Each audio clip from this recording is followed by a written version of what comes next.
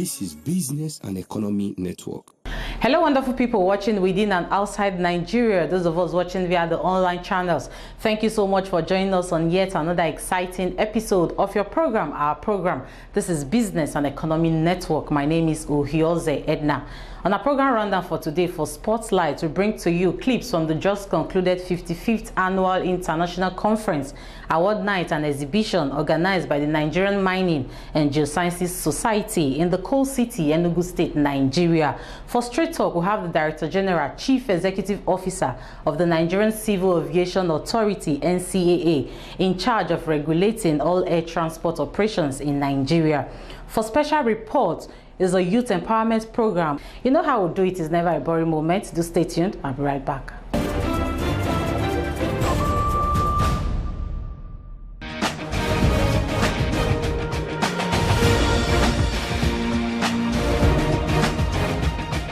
The Nigerian Mining and Geosciences Society stands as the oldest society in Nigeria with 55 years of existence. The society is a combination of professionals in mining, water engineering, and earth sciences. Enugu, the coal city, played host to the society as it held its 55th Annual International Conference, Award Night and exhibitions with the theme Maximizing Mineral and Energy Resources for Industrialization. The opening and exhibition ceremony was graced by the Honorable Minister of Mines and State Development, Abubakar Bawa Buhari. The Executive Council members and families were treated to an evening of good music, delicious food and cultural display, as well-deserving students and members got various awards. It's a great pleasure to be with you at this landmark event, which is the 55th Annual International Conference of the Nigerian Mining and Geosciences Society. I believe that conferences like this will seek to develop our mining sector and improve its capacity to produce quality data, especially at the time we are pursuing alternative sources of wealth generation. At the inception of this administration, when we were given the mandate to steer the affairs of this sector, we looked for reliable partners among the stakeholders, especially since the sector is knowledge-driven. Indeed, our roadmap for the growth and development of the Nigerian mining industry requires us to do this, and we are glad to find a reliable one in this society. Actually, when we were charting the roadmap, the association played a prominent role in its preparation. I must salute the leadership and members of this great society for their steadfastness in giving adequate support to the ministry and the nation generally through your valuable counsel and advice. I will also use this occasion to appreciate the good people of Enugu State, especially the governor, who was my colleague in the National Assembly, for his hospitality and kindness in hosting this event. It is on this note that I welcome you to Enugu, the coal city, not only as a Minister of the Federal Republic, but as a fellow of this great society. Taking place here in Enugu, otherwise known as the coal city, where the first shipment of coal took place, and coal was used for national energy generation from OG and Afam power stations, as well as for the running of our locomotive railways across the length and breadth of Nigeria. Indeed, there is no better place to deliberate on such the most appropriate theme of this year's conference tagged Maximizing Mineral and Energy Resources for Industrialization. This conference is intended to focus on the further economic potential the extractive industry generates through industrialization. Massive exportation of raw commodities to international markets must be reduced in favor of conversion to finished products. The once most valuable plateaus such as the Makeri Smelting Company that closed down since 1990 should be resuscitated. Such a step will produce beneficiated minerals that meet the specifications of industries, thereby generating massive employment that lead to wealth creation with concomitant economic growth and national development. So thank you, Honorable Minister, and I appreciate all you need to facilitate our invitation to His Excellency, the President and Commander-in-Chief, General Muhammad Buhari.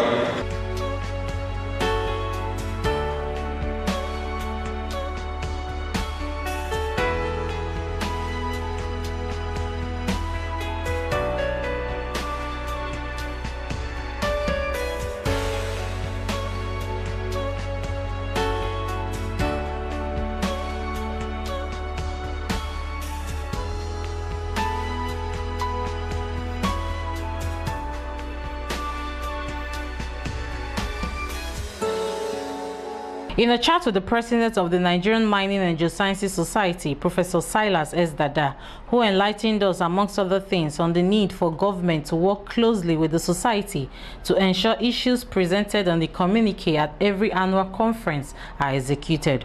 There also arise the challenge where non-geoscience professionals are made to head the regulatory body which has actually thwarted the operations of the Council of Mining and Geosciences Engineers, COMEG.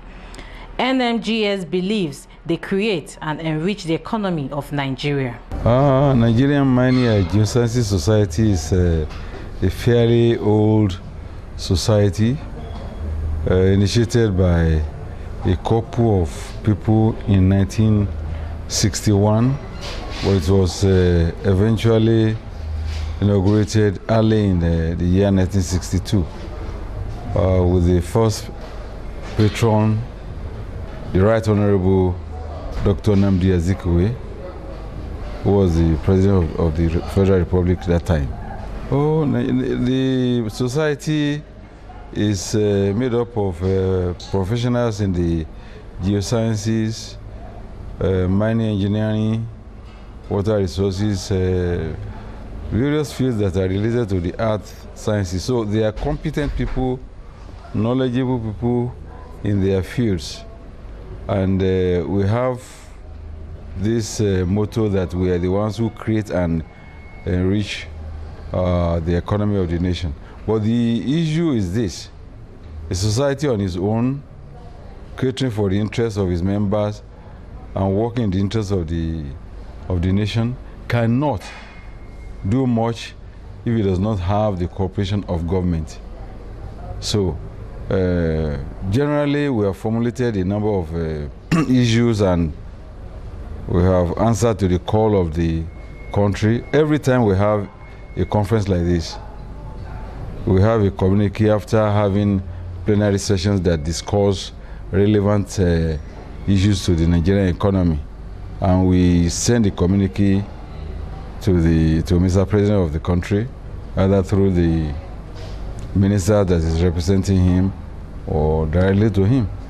But the onus is on government to now say, yes, these are knowledgeable people and we need to listen to them and take what they say seriously. For example, we do that every year and we have a regulatory body called COMEG, the Council of Mining Engineers and Geoscientists. But recently we have been having a lot of challenges because what they will not do to other societies, they sometimes do it to us, and it's very frequent. They cannot put a lawyer in charge to be the board chairman, for example, of the medical association. Neither will they put somebody who read a Greek to chair the bar association. But in our own case, they just put anybody. And the decree says you must put a geoscientist. We have been having that along, but recently, the last appointment has put us in comatose. The COMEG board cannot even work. So the problems we have are not our own making. It's a lack of understanding on the part of the governance in the country. It's not ours. The minister is trying his best, but you know, everything lies at the very top. We don't know how the president is being advised. We have gone to see him. The situation remains the same. But we're just believing that in the very near future, what is right will be done. For example, we have never had our own professional appointed as a minister. Neither have we had any of them to head the ministry. And so everything is from hand to mouth. There's no way that somebody who is really knowledgeable is there. So these are the issues.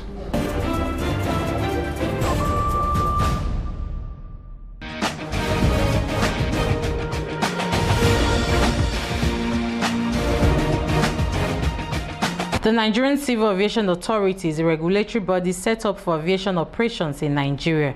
NCAA is to profile solutions to the challenges of air transport regulations. Primarily, the authority regulations pertain to safety and security.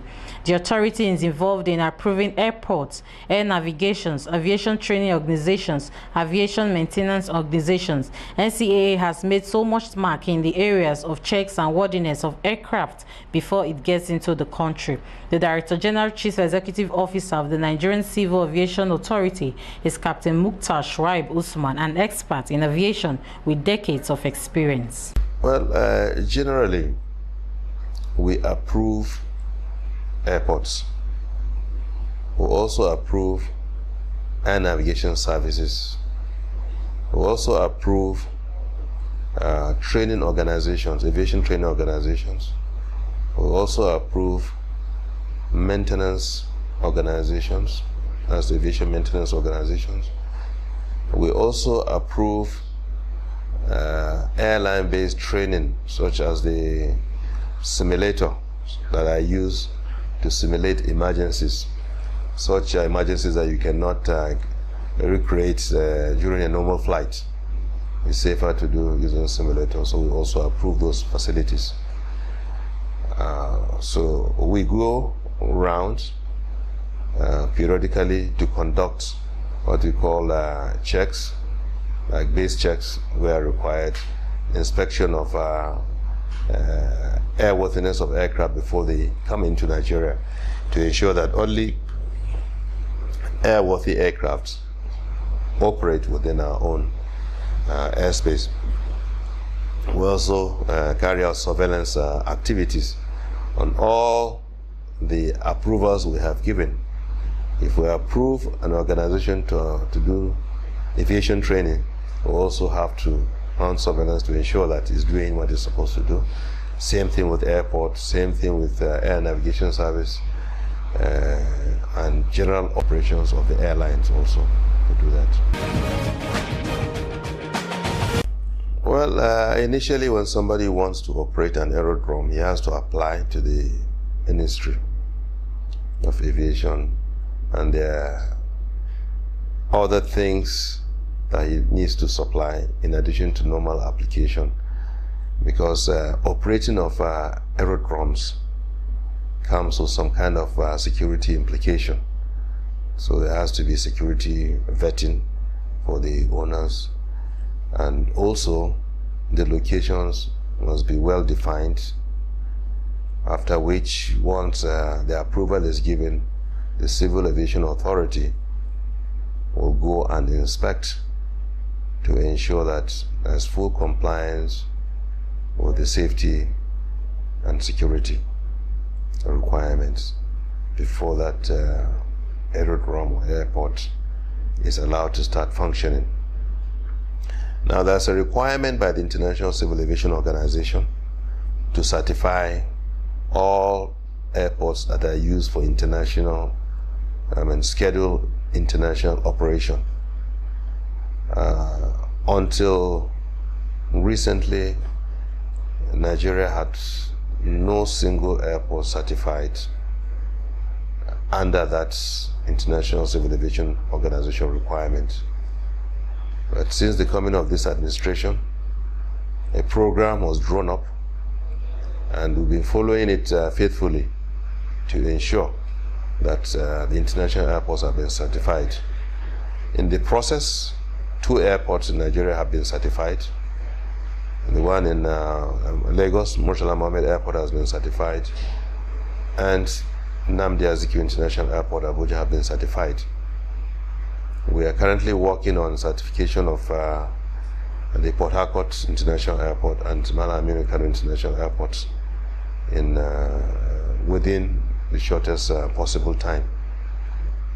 Enugu Airport is also built to be certified in line with the International Civil Aviation Organization requirements. Well, first of all, let me say that we are always interested in wielding the big stick. The idea is for us to work together to ensure that there is absolute compliance with our regulations, because the regulations are there to address safety concerns, security concerns, and also to protect the business. And that's why the economic regulations comes in. We always use that big stick as a last resort where we have people going deliberately against our regulations. But we work very hard and we cooperate with our operators to ensure that they always operate within those set regulations. It is in our own interest. It is also in their own interest to operate.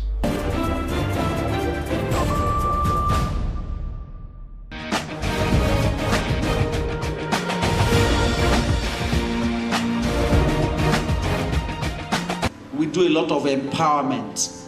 We know that Nigeria is a unique environment, it's a unique place. Some people prefer to sit and complain about Nigeria. People have been complaining about Nigeria for almost 60 years now. Independence to date is almost 60 years, but it hasn't solved anything. So rather than sit and complain, we've decided to take the bull by the horns, okay? And that's why we are doing what we do. And we love doing what we do. I want to give you an opportunity to also join us to do what we do, all right? Are we okay with that? Okay, so having said that, I think we can proceed. I keep telling people we are not in competition. And one thing in life, as you grow into this realtor, do not compete with anybody. What did I say? Focus on your lane. Do your thing. Do not envy anybody. That is the only secret to success. Now, what is the business opportunity empowerment or exposure we're talking about? We're talking about real estate investment. That is why we're here. We're not going to talk about cassava planting. We're not going to talk about how they rear tomatoes or rear cows or chicken. But we are here to learn how to grow in real estate, how to make sales, how to empower yourself, so that tomorrow you don't go and meet your uncle every second and be begging him for money. Say God forbid. Now, the real estate consultant thing is an atmosphere. You make a sales and you earn your money. How do you earn this money? You must know the property you are selling. You must know the environment where this property is. Do you sell something you don't know about? No. So for you to make your sales, first things first, go to where this property is. The next thing, what does this property entail? Real estate is the only place you get real money. I keep telling people, it's a place where you can do business and get satisfied impact. Now, do not be greedy with your money in real estate. You know why? Anything that has to do with land is a blessing from God. We do real estate. Everything has to do with real estate. You buy, you sell. Going further in our network, it's not MMM. It is free. You're not paying anything. I'm sure when you are being invited, no person asked you for any fee. Even when you were registering, there was no fee attached to it. We trade, we go out, we go to all these places, we read. about the real estate industry. The research updates, right now it's Ibejileki. Before it was Moe, Shimawa. Now it has shifted to Ibejileki. So focus on the product we have. And right now, we have houses, we have lands on the mainland and on the highland. But the lands we sell are lands within estate schemes. They are not 2 plots facing Lekepe Expressway. They are not direct Omonile lands. They are lands from the company that is regulated and it is free of any exuberance, free of any Omonile Wahala. Lands that give very good value for money. My name is Toby Father, the NDC of Amira Home Partner Limited, and as well the Vice President of the Giant Boss Retail Initiative Network. So we are here live in one of our trainings, training the real estate consultants who are keen to be empowered through the system and networking in real estate. And today being the 23rd of March, this is our first seminar we're doing for the year, and we do this quarterly so that people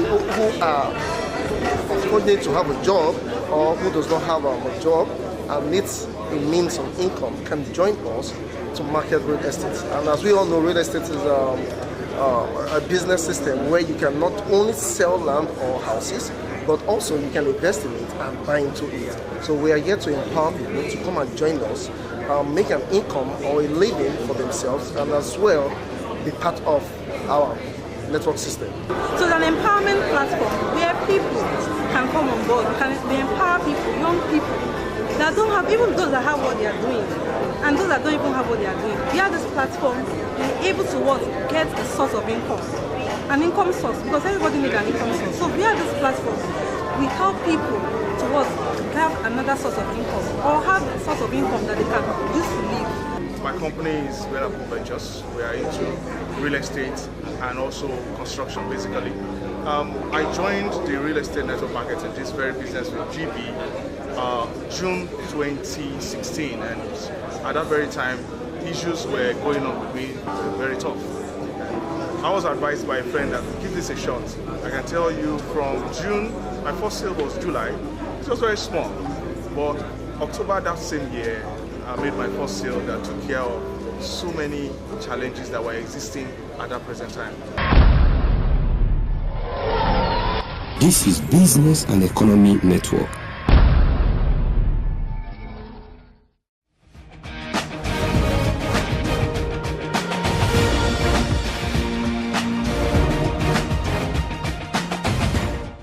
Welcome back, viewers. Hope you had a wonderful time and learned something new as usual onto this episode of the program. This is the more time you permit us to take, but I want to say thank you for your contributions. Without you, we would not have made it this far. To our wonderful production crew, thank you so much. For more information, you can visit our website, and for past episodes of the program, you can also view them on our YouTube channel displayed on your screen. Join us same time, same station next week. We love you. God bless you.